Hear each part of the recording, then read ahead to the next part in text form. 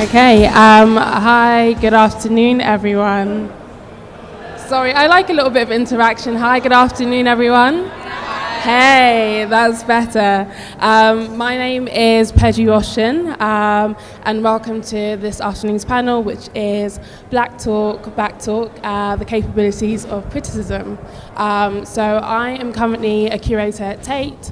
I'm also an associate lecturer at Central St Martin's. You might be able to tell by my accent that I'm not from here. So I'm from London, and I'd like to introduce you to our panelists this afternoon. So we've got Jessica Lynn, who is a writer, arts critic at Arts Black. And we have, actually, do we want to give a round of applause for our panelists?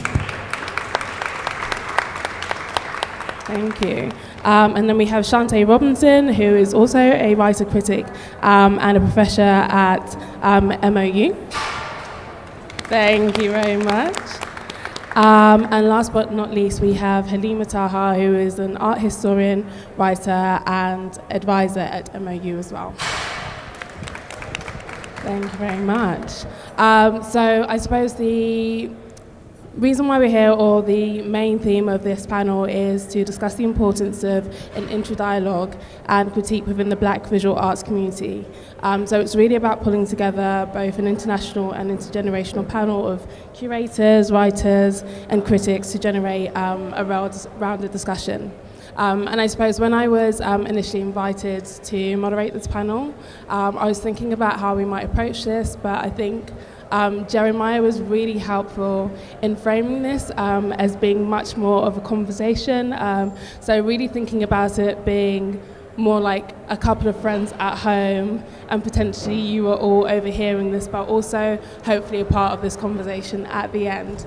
I think the way that I'd like to approach this is not by really asking questions, but just a couple of things that I've been thinking about recently. And I suppose in the theme of talking about criticism, I suppose I wanted to kind of open up this conversation with asking what does criticism actually look like for all of you? So, sorry? What does criticism look like to you? Yeah, Jessica, do you want to kick off? Can you all hear me okay? So I think that's a really thoughtful and important question. And for me, I think my relationship to criticism really emerges from a relationship to Black feminism. I came to writing in that way, which is to say that I came to writing as a reader. And I spend a lot of time thinking about the ways in which Black women across time and geographies have kind of offered multiple tools to read the world through their literature. So this means that I spend a lot of time thinking about women and foremothers such as June Jordan, Michelle Cliff, Barbara Smith, people of that ilk who have a particular insistence on reading the world as critics and scholars certainly, but with an eye to kind of the multiple ways in which Black feminist practice might allow us to kind of unpack oppression, yes, and also really celebrate the kind of ways in which Black folks, Black makers show up in the world diasporically. And so my relationship to criticism is really grounded in that ethos. And it's one that I try to insist on as a thinker, as a reader, and as someone who really loves art and culture.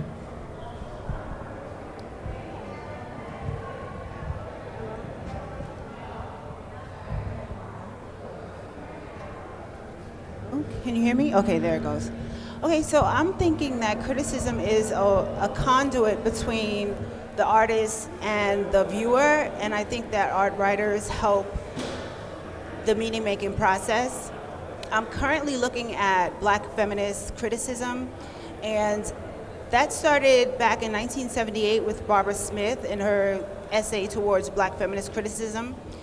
And the thing about it is that we're in 2019, almost 2020, and there haven't been any concrete definitions of what Black feminist criticism looks like. And so, you know, with my work, I'm working on my dissertation coming up pretty soon, and I want to get into Black female criticism in the arts as opposed to in literature, as it has traditionally been done. So a lot of writers who are looking at Black feminist criticism look at authors like Alice Walker and Toni Morrison and Zora Neale Hurston. But I think those types of themes and symbols and all that stuff can be transferred to the visual arts. And I want to be able to help artists and viewers come together and establish a relationship where there's meaning making and interpretation happening. So that's what I think about criticism. For me, criticism of art, and particularly art of artists from throughout the African diasporas, has really been shaped by just the whole history, the documented history of particularly American artists of African descent, following first the tradition of James Porter, whose 1943 publication, Modern Negro Art, was the first African American art history book. And he had questioned early on about why critics were not looking at the works of American artists of African descent critically when there were so many exhibitions. And then later, the seminal exhibition and catalog of Dr. David Driscoll, 2 Centuries, was then continuing his work in terms of saying, well, yes, we do have a history, and we have 2 centuries of history.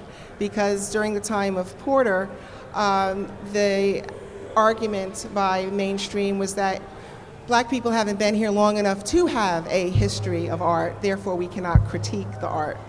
So when David Driscoll's exhibition of 2 Centuries said, well, yeah, we've been here for 2 centuries, that also reestablished a documented history. And then, of course, the work of Dr. Samela Lewis was seminal in terms of not only promoting and advocating artists, but putting it in an art historical context. But also, her work was not just in terms of the traditional art historical canon, but her work put it within the context of African American historical traditions and canon. And then when I wrote Collecting African American Artworks on Paper and Canvas, which ended up being the first book to validate collecting painting, prints, and photography by American artists of African descent as viable assets and commodities in the marketplace, that they are just now 21 years later catching up with that consciousness. That was building upon the hard work of these scholars and other people, even including Alain Locke, in terms of encouraging artists to take pride and draw upon their African ancestry. However, with regard to criticism, one of the things I think that that I'm finding is that this whole notion of the Black aesthetic, which has always been a controversial issue, but it's always been something that's been more heavily emphasized for performing and literary arts. When it comes to the visual arts, the concept of the Black aesthetic was never really propelled like they did, promoted in the same way. And really, there isn't a one specific aesthetic, but I just wanted, because both of you are scholars and have focused in a different way on this area, to point out that, you know, W.E.B. Du Bois was a real advocate for the literary and the performing arts. He supported the visual arts, but he was very uncomfortable with some of the imagery even that was coming out of the Harlem Renaissance.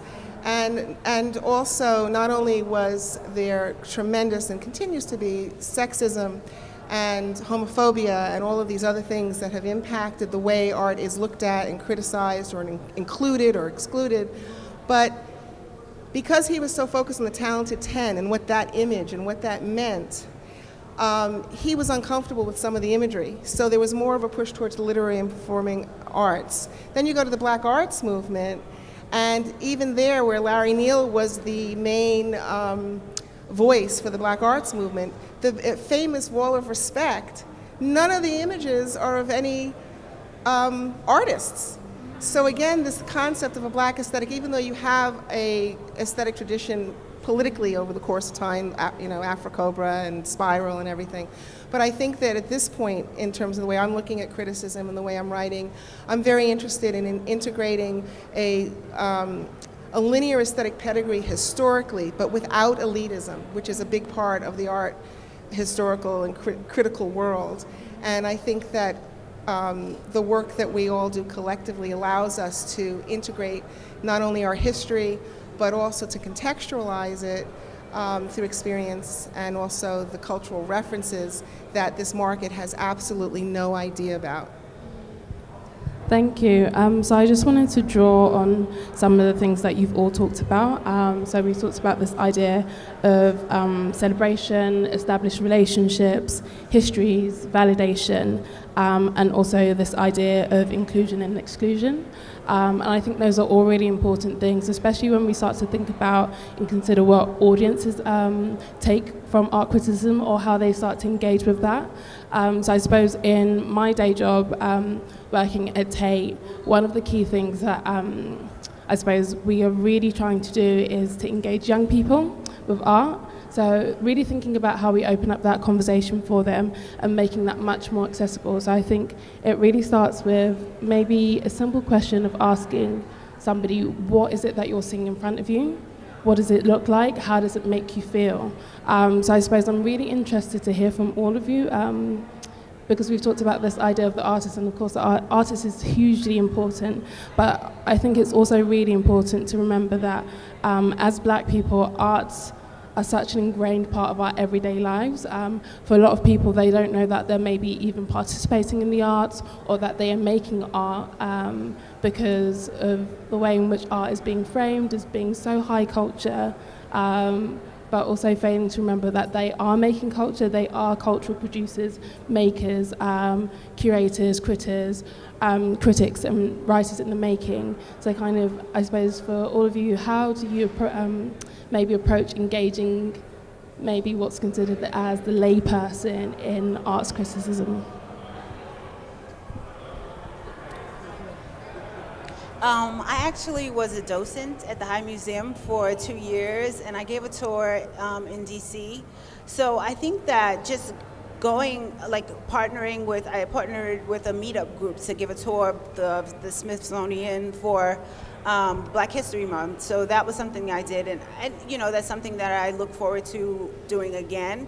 So that's one thing. But I think that also in writing for publications, it's necessary to not always write in a way that is above everybody's head, but really speak to your audience and know who you're writing for, and making that accessible. I think that there's so many tools that we have at our capacity. There's podcasting, videos, there's all of these things that don't require too much funds in order to create some entertaining and some really relevant content. So I'm personally interested in developing some video projects to engage the audience. I feel, especially in the Black community, I feel that, so many people are so talented, but there's, not always enough audience there. And I think that as writers, as artists, we need to start cultivating audiences and teaching them about visual literacy and things like that, so that they feel comfortable. I know a lot of people probably don't feel comfortable in the museum, and the way the museum is shaped, the white walls, big, all of that, like, don't touch anything. It's intimidating for a lot of people. So I think that as writers, as critics, as artists, as lovers of art, we have to introduce them to that. Like in my family, with my little cousins, I try to introduce them to art, buy them books about art, do stuff like that to get them started early, take them to the museum. So I think there's a lot we can do to cultivate a wider audience. I think I want to push back on this notion a little bit, if I can, friendly, and kind of acknowledge and say that, one, there are multiple ways in which Black folks have been producing knowledges outside of kind of quote unquote mainstream or primarily white institutions, right? And so I say that to say that I think as a writer and as someone who kind of came to criticism as a genre, I was very aware that there was already kind of a multiple lineages of what that looked like, right? And those lineages might not immediately be legible to kind of like folks outside of the community. But I think the question of audience is important enough to say that like our audiences we are already here, right? We have already been thinking about cultural production. We've already been talking to one another about it and kind of trying to make sense of it, I think in ways that might not necessarily be read as sophisticated to a mainstream market. And so for me, and kind of through the works of Arts.Black and through an individual practice, I'm interested in like, well, how do I excavate what's already here, right? Like, how do I kind of dance in like in between these liminal spaces? Because like, I already know Black folks are smart. We're already talking about all of the kind of ways in which culture shows up around us, as you said in, you know, the question. So I struggle sometimes with this idea that like it's the immediate job of the critic to like do something of introducing. Certainly we can kind of create space or new entry points for how a work is read, but like we talk, Black folks we're always talking and we're always world making and we're always making sense of how we're interacting with these kind of multiple visual spaces. And I kind of want to be insistent in my practice as a writer that like that is true. And because I know that to be true, what are the new questions that I can ask? Like, what can I already take for granted, right? And so the language around how we talk about audience and layperson is something that I feel we have to be really mindful of. You know, like there are people who may not necessarily be working at museums, or they may not necessarily be working or reading the New York Times every day, but it doesn't mean that they aren't already kind of in a conversation about the cultural production that they make, that they interact with, or that surprises them, or they have questions about, you know? Yeah, I think that's great. I think I'm going to come back to that idea of language later on, but Halima, I'm going to let you comment on that. I think when it comes to art criticism, I kind of deconstruct it a bit. I think about art, and there's certain people in different parts of Africa and all over the world where there isn't even a word in their language called art, because art in and of itself was also a part of life. And that's a real difference in the history of art criticism anyway, which comes from a totally Eurocentric perspective. And when they have historically looked at art, art was for art's sake. It was something that only the very affluent could afford to do. And the criticism part of that revolves around having the leisure time to have discourses to critique the art. When it comes to the historic criticism of works by artists from throughout the African diaspora, the justification to enslave people from Africa was that they were subhuman, unintelligent, good for breeding and labor. Therefore, how could these people create visual art, which is fundamentally about ideas and its visual history? And so back to going into museums and institutions, you know, these are places for historical materialism. And I think for everyday people, we have to remember that we are human, we have an intellect, emotion, and a soul, and we are valuable. And these are inanimate objects that represent the ideas, hopes, and dreams, and the values of a culture or people, wherever they're from in the museum. But that if we remember our own humanity and what we're experiencing and thinking experientially, and we know that in terms of critique, we critique ourselves every day. You know, you get up, you take a shower, you get dressed, you look in the mirror, you decide I decide what head wrap I'm going to wear, or what earrings, or what, you know, we all figure this stuff out on a very basic level, so that I don't think people should feel that this is apart from you. All of the things that we see, we have an opinion about, and whether it's strong or weak, or whether we like it or we don't like it. But we also try to make connections as women, as daughters, as mothers. I mean, you know, I can't make a connection as a father or a son or a man, but I make connections based on my personal experience as a human being, and really a human being having a spiritual experience, which means that I have to pay attention sensorily to what's happening. So I think that when you go into institutions, into museums, that many years people were not allowed to be in unless they were the guard. I remember in 1986 I was in London and I went to the Tate, and I was actually really excited to see Salvador Dali's timepiece. I'd seen it my whole life in books, but I was shocked it was so tiny. But there was a security guard there, and I don't know, he was from some Caribbean island. I said, well, are there any black artists here? And he said, black people don't make art. So now you have to also look at post-colonial conditioned responses to value, beauty, and whether, you should be making anything that's worthwhile. And I think that that's why it's important that we remember that as human beings, we are worthwhile. And what the cultural production is worthwhile, but it's historically come from a cultural production of ritual and faith and religious practice, and that the practices of visual artists for them have individual meaning for them that is either intellectual, spiritual, physical, whatever it is. And that if we start to deconstruct and look at the work from throughout the African diaspora historically in terms of gender, the nuances of the African diaspora, because there are distinct cultures and languages and everything, I think that it allows us to universalize the particular and not feel so uncomfortable or afraid, but to realize that there's this endless wellspring that starts within us, to then be able to have the exchange that you're talking about with one another in our wonderful dialogues and embrace of ourselves and one another. Thank you.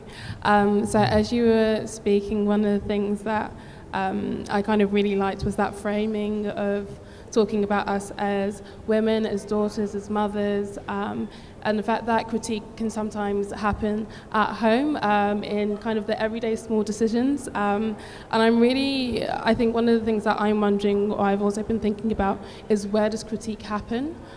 Because again, I think we all have to hold ourselves accountable. And I think very often, maybe sometimes especially as kind of minority groups, we can occasionally feel really cagey about giving that criticism or that critique of one another's practice, because in a way it can feel like, if we critique ourselves in public, then that gives maybe kind of a dominant white culture the opportunity to jump in and say, well, they think that you're awful, so we're also justified in saying that this is not great work either.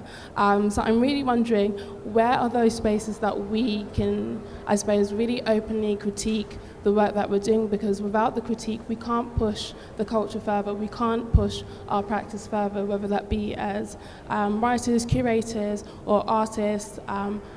Where is that space, and how can we make that much more open and visible for those people who need it? Because I think that's also something that we need to think about as well, that a space to critique one another is absolutely needed. So, yeah, I don't know. I feel like, I think criticizing or criticism doesn't need to be so overtly negative or positive. I'm in the mindset of assessing and interpreting and making meaning. So I feel like if it's possible to do those things, then a reader or whoever can judge for themselves whether or not it's valuable art. So I think of myself as an art writer instead of an art critic.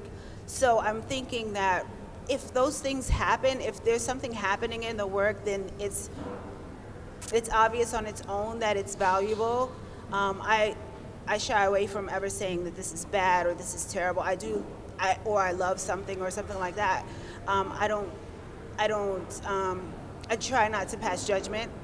But as far as spaces go, I feel like there are spaces for this. I was writing for Black Art in America for about a year now, and I was able to say whatever I wanted to say about the artists that I wrote about the culture, and about, just about art in general. So I felt that was a safe space, and I got a lot of support from the community. People would forward the message or post the things on Facebook. So it felt like, okay, there's space and there's people who want this type of information. There's also Sugarcane Magazine. I just published a piece there about Tracy Morrell, whose work is in the Zuccotti Gallery exhibit, little plugs. But yeah, I feel that there's spaces. I feel like there can be more spaces specifically for Black artists. But I do feel there are spaces where we can go and talk about the art in a critical way, but not necessarily being negative or positive. If you love something, but I feel like in writing, also, in writing criticism, you also learn that there are certain artists that who are more likely to bounce back after harsh criticism. So like a new artist, I would never say negative things about them because they're so new, but being critical about them is a different thing than being positive or largely negative. I think the question of where does criticism go is deeply connected to the conversations we should be having about the market of publishing, right? And what's so special about invoking Barbara Smith and Dr. Samela Lewis as foremothers is that both of those women were very attentive to not only the politics of writing about Black artists, Black makers, but also what then does it mean to take that into a public arena, right? So Barbara Smith is very invested in criticism that looks specifically at Black lesbian literature, right? Dr. Samela Lewis is I'm going to create the International Review of African American Art because there needs to be a physical place for these conversations to land. And I think the reality is the expectations we have around critics who ask questions about what is working and what is not working is that sometimes we don't want to ask those questions in public, or sometimes the machine of media and arts publishing wants those questions to look a certain way, right? So if you are a critic who is working with kind of mainstream magazines, you may encounter editors, often who are not Black, who have a certain expectation about what it means to ask the question of what works and what doesn't work in public. And that expectation is very different than if you may have a Black editor or an editor of color who is kind of interested in the nuance of debate, right? Who's not necessarily going to want you to spoon feed things. And I think that dance is hard because you want to love on your people. But I also think a critic has to pay attention to what works and what doesn't work. And sometimes things don't work. And so, yeah, it's certainly not this is terrible, this is not. But I think it is a matter of how can we kind of slowly and thoughtfully and deliberately unpack the dimensions of an object, a performance, a text in front of us. And where that live is connected to the opportunities for publishing most, quite frankly, where it lives is connected to how folks come in contact with people who will say, I think the way you ask questions in public is important. That's a market conversation because, media is dying. In a post-recession world, the jobs are not necessarily there, the pay is not necessarily there, and then if you are someone who is fortunate enough to kind of find yourselves a part of that community, and I am very transparent, and when I say which I know myself to be someone in this point, right, in that conversation, that negotiation is tense because you don't necessarily want to lose the opportunities that you feel like you've rightfully earned and deserved. But I think the expectation about how it shows up in the world is connected to a kind of financial conversation too, and how we say what we say in public, or in what we feel to be risk-worthy or not. That's a market conversation for me too. So I just wanted to put that out there. Thank you. Well, there's a lot of things here to unpack. So many things just come to mind. I think that in terms of market and working with different publications, whether they are Black-owned publications that are supporting and advocating the best of culture at large, or they are mainstream publications and they don't have a vested interest, or they have a very specific or narrow perspective or focus. I think that context and content and historic reference is extremely important in the way that we can create, how we can define the writing for publications that are not particularly interested in the work in general, except for that there's a market flurry about artists of African descent right now. But they don't really, they want to put a triangle in a circle, basically, in terms of how they want it described. And I feel very comfortable in pushing back and explaining that a Western mindset has always been infinitely more limited than any Eastern mindset, or any, because, and even the language is very limited. Like, you know, something like Arabic, for instance, there's a word for a glass that's half full of water, a different word for a glass that's full of water, a word for a glass that's empty, but it's still a glass. And I think that we have a great opportunity to create our own language or parameters for how we describe and discuss the artists. And this is really important because there's an artist who is represented by a gallery who is doing extremely well with that artist's work, but they do not know how to talk about her work, or the use of hair in her work and what that means in the historical canon of hair in the Black community, what that means. And they don't know how to talk about the context for her work, but they're selling the work, but they're misrepresenting that artist. So, I feel that as an arts writer and also critically writing about the work, one of our responsibilities is really digging deep into our language, and we're defining it, which is also leading by example to teach them and to show them that they have to dig deeper than all of this art speak, which I can't stand. I can't stand the elitism of the art world. I personally have coined it cerebral masturbation. It doesn't say anything. And it's not speaking to anything. At the same time, I had an experience where I wrote an article in Sugarcane. It's the current issue has one on Bisa Butler. And in the course of doing some research, there were 30 articles written about her, not necessarily by people, any brown or Black people. And there were 30 different ways of saying the same story. So we have another issue here where people are just looking at what's on the internet. And if they had dug deep, they would have really understood that her history going to Howard University and what Howard University meant to the development of the African American art aesthetic, and being led by Jeff Donaldson and the whole Afro-Culture aesthetic and the Kool-Aid colors, and then what her story is, to really then dig deep to talk about why these things have the symbolism and color and form. It's not as literal as a lot of these other publications want us to write about the work, because they're thinking in a very linear, convergent way. But I think as writers, we have to think like artists do, using a divergent thought process where we're looking at the endless possibilities of what the artist may or may not be saying. But I do agree that, I would never, when I speak to artists privately, I will talk to them about the work because I just care about them. And I feel like I should be that family member, best friend to say, hey, you've got eyeliner on your cheek, or, or hey, fix this. And just talk about the work, about, well, I really like this element here, but I don't feel that it's resolved, and this is the way I feel. What's happening with you?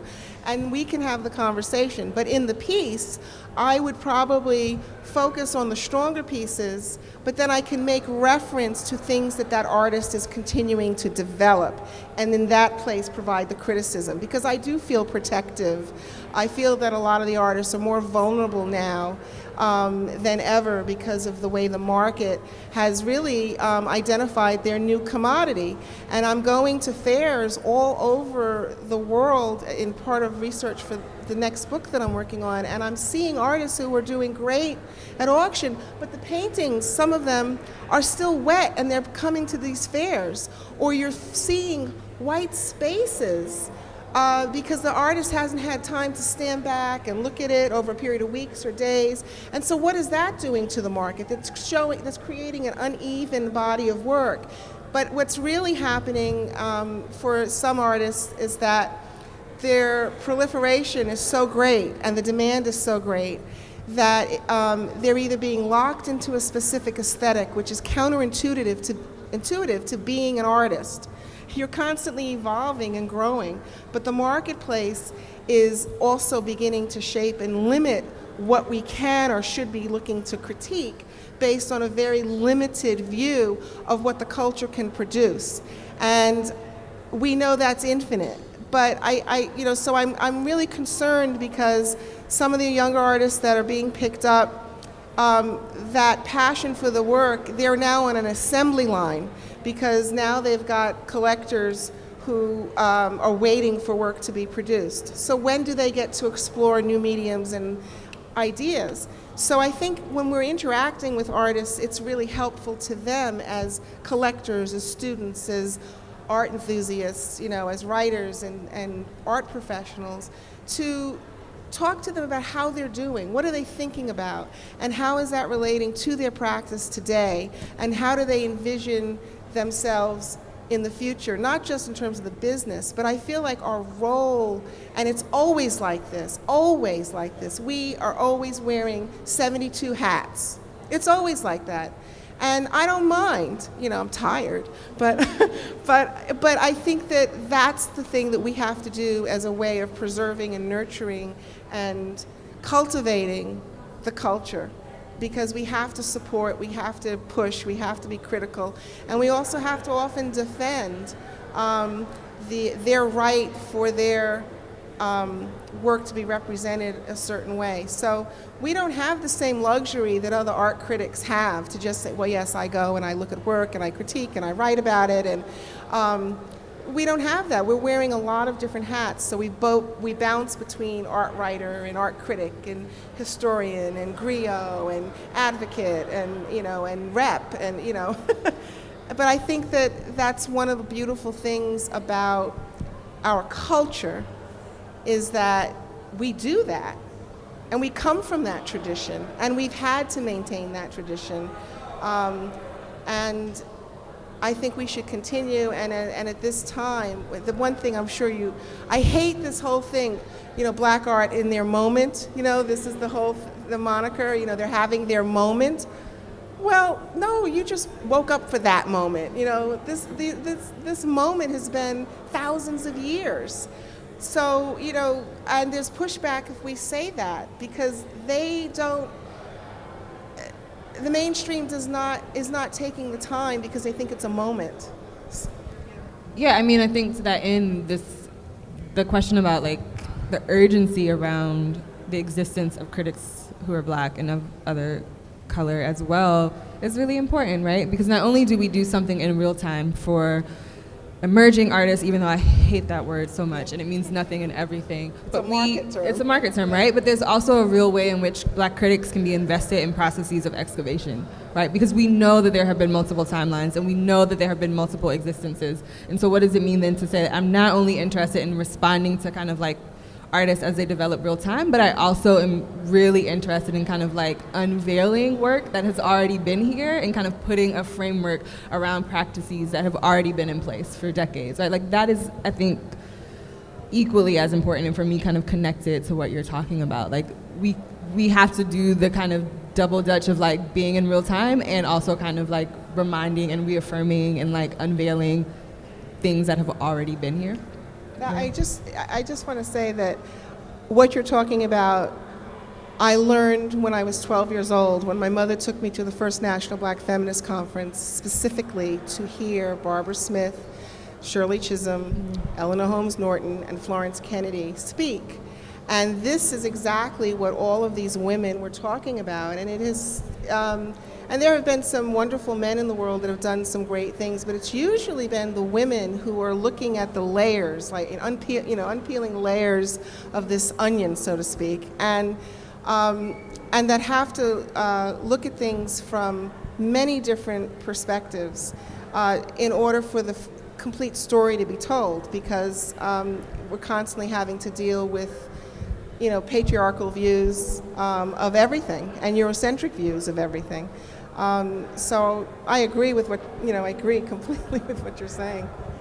Thank you.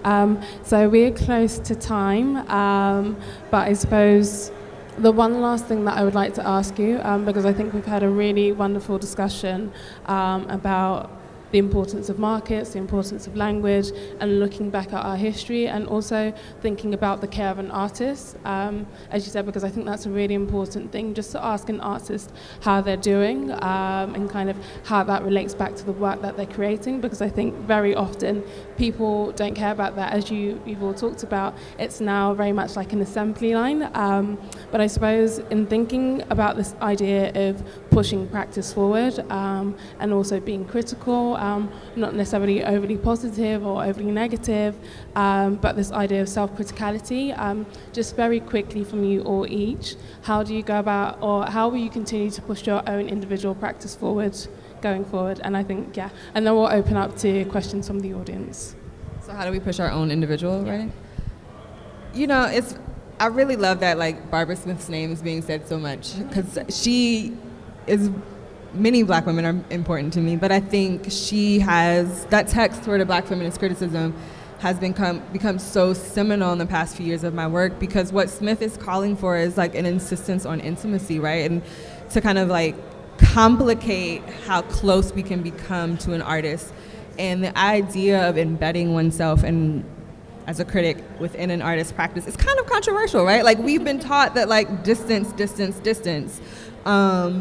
And I think that there's room for that argument to live, but what feels so special about Smith, 41 years after she's written that essay, is that Smith is very much, no, I'm interested in getting close, very close, because I want these things on record, right? They deserve to be complicatedly engaged with.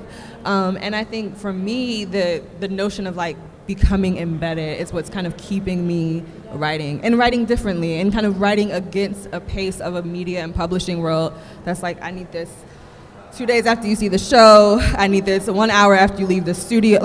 You can't do the close work moving that quickly, and it's unfortunate because that means so many talented writers don't have the funds, quite literally, to kind of offer themselves up in this way.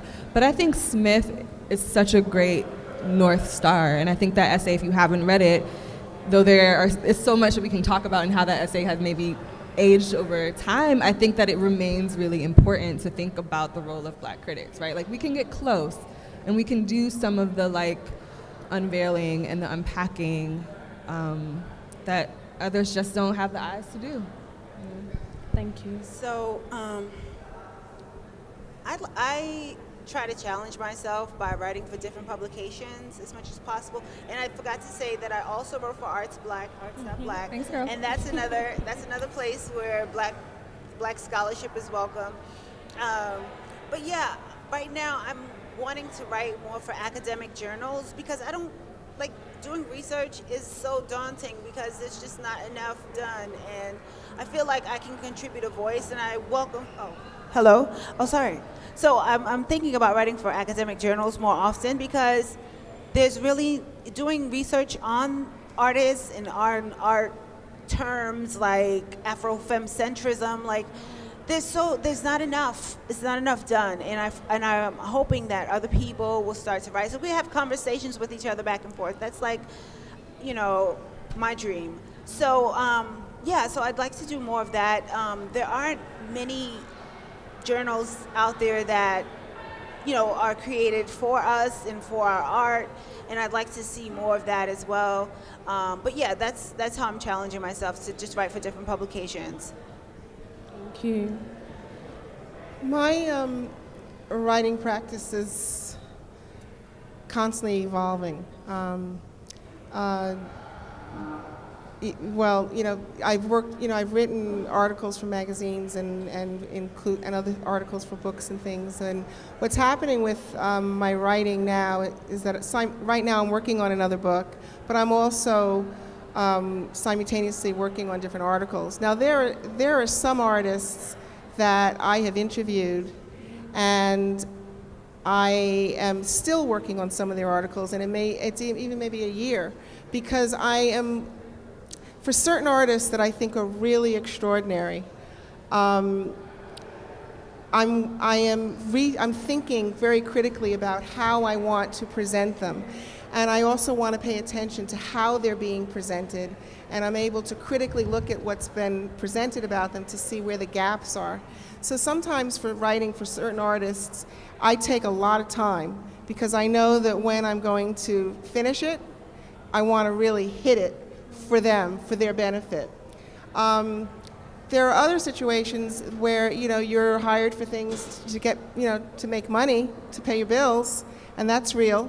And in that instance, those pieces you still are very thoughtful about, but it's not requiring the same kind of reflection. And for those longer pieces that are taking a longer time to do, I'm really trying to contextualize those people in a universal way in terms of art history or what have you. But my practice is constantly evolving, and I keep learning in the practice too. So, and I just want to say that this is a really good opportunity right now to thank the artists that are here. And I would really love if you would just quickly stand up and we could just applaud you and thank you for being the visual conscience of the time in which we live.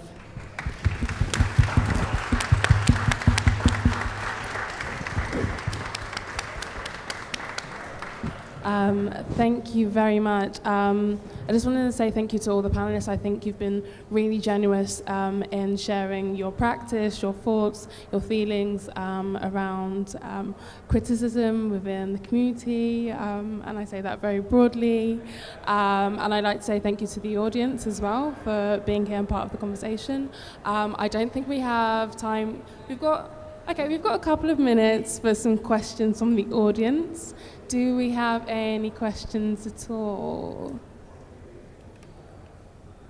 One at the front. Thank you. Hi, I'm Anissa. I'm a student from Wheaton College. I just want to say thank you guys for being present and just speaking from your personal truths. My question is, how do you think queer politics can restructure these Eurocentric dominating discourses that surround Black art and its marketing? I'm so queer. How do you think queer politics can restructure these Eurocentric dominating discourses surrounding Black art and its marketing? I mean, I think for me, that is the reason I'm so insistent on kind of a consistent rereading of Smith, because I think that essay is a manuscript and a manual for kind of queer politics showing up within the work, right? Like when Smith calls for intimacy and a closeness that is still critical, that is a way of, for me, kind of enacting on that very thing. She's very clear. In 1978, literary criticism is failing Black lesbian writers, right? And so therefore, this other thing has to exist in the world. This thing that distance hasn't allowed for, right? And that closeness, that draw, that's a queer politic for me. Which isn't to say that it's flawless or perfect, but within the context of criticism, as we talk about it kind of in mainstream and broad discourse, it's frowned upon to get that close, right? It's not a thing that is welcomed. And I think kind of what queer histories show us is that you have to be close and in the work to kind of produce the radical shifts and the paradigm moments that we need. And so I'm gonna offer that again as my answer, right? I think Barbara Smith has given us a whole lot of good things to sit with and meditate on. And we love her, she's important. Okay, we've got one question here. Thank you. This question is for the moderator from the Tate. How is the Tate, you've been doing some incredible shows, most recently, Soul of a Nation. How is the Tate planning to engage young audiences right now, whether it be social media, whether it be having events at the Tate? Can you share those initiatives with us? Thank you very much for your question. So I'm actually new in post at Tate, so as curator of the Young People's Programme there. And an example of doing that is just last week Sunday, we had a takeover of the Ellison exhibition, and that was an after-hours event. So we welcomed 1,500 young people into the building. And we had a range of activations across all floors, and it was really about shifting the focus of the conversation around climate change.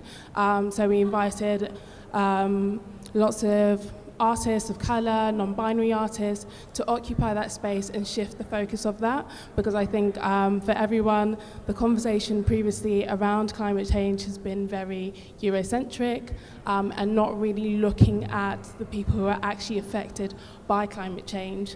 So I think it was really amazing to see all those young people occupying the space on that evening, especially as they have been really pushing that conversation and the agenda around climate change.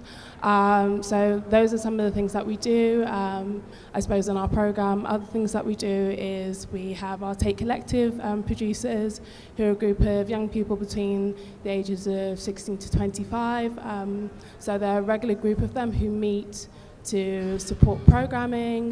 They're bringing their ideas, things that are really important to them, as well as using the collection as a really critical starting point for having those conversations about what's important in the world and what's happening right now. So that's kind of a very brief overview. I won't hog the space talking about Tate, but yes. Do we have time for any more questions? No, we don't, unfortunately. But if you would like to continue the conversation, the panelists will be available outside, just in this area here. Once again, can we have a round of applause? Thank you to you, and thank you to the panelists. And also thank you to Prism for putting together this wonderful fair. I think it's been absolutely amazing. Can we just have another round of applause for Prism? Thank you. Thank you very much, everyone.